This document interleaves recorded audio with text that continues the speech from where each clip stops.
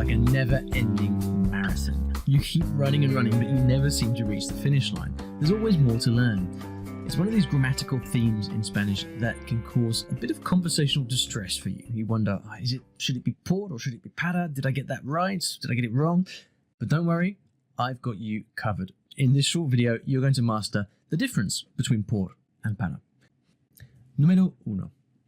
Después de la universidad, voy para España y voy a viajar por todo el país. Bueno, un ejemplo clásico del uso de por y para.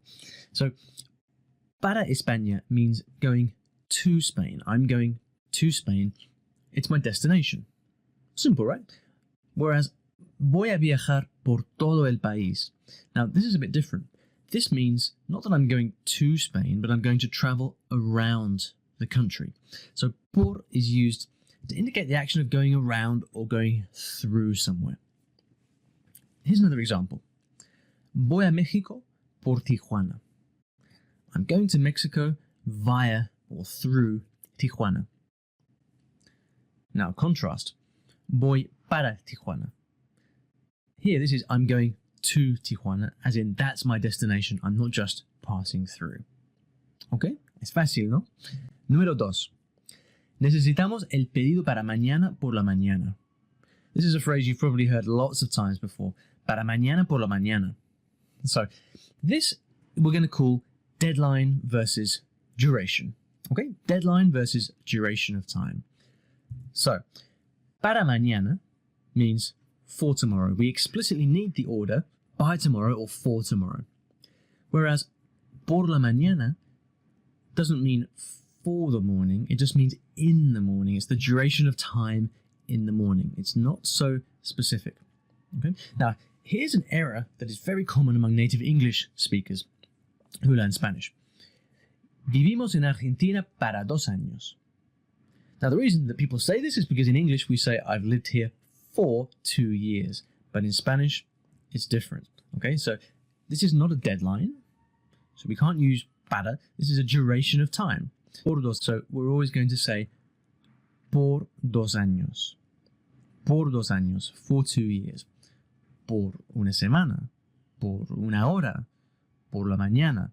And so on. It's the duration of time that we're trying to express here. Para is only used for deadlines. We need it para mañana. We need it for tomorrow. Number 3, número 3. Por el pueblo, para el pueblo. Es una frase icónica, ¿no?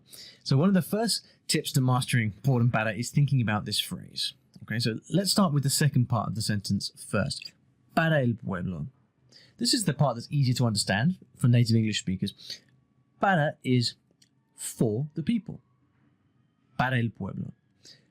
Para is used when you want to say for who or for what. So another example might be, el regalo es para la cumpleañera. The present is for the birthday girl. It's for her. Now, in contrast, por el pueblo, there's only one word of difference, but it means something very different indeed. It means by the people. So por tells us that the people are the reason for it. They're the ones who did it, who chose it.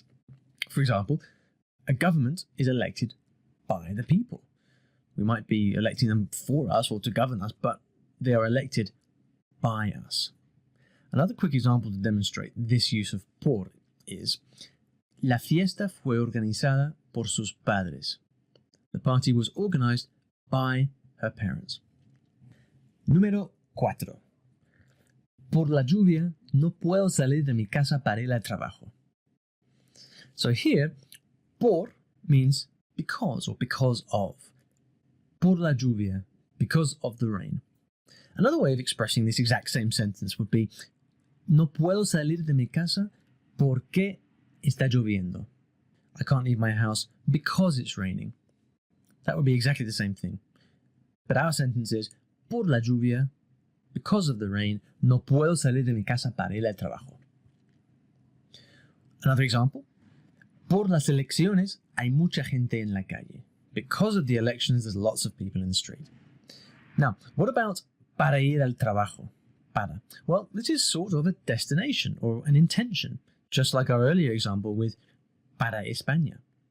But also it's our goal for the day is to go to work, even if we can't go out of the house.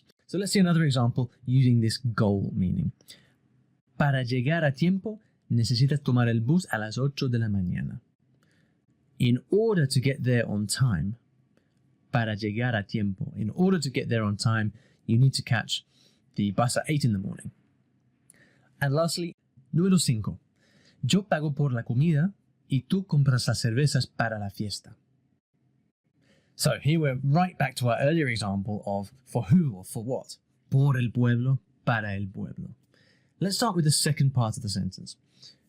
Tú compras las cervezas para la fiesta. Now this part is easy. This is beer for the party. It's a for who or a for what. So we use para. Now the first part is yo pago por la comida. Now you might think that almost here this is the same thing. We're paying for the food. But this is actually a very specific situation that we're going to call exchanges.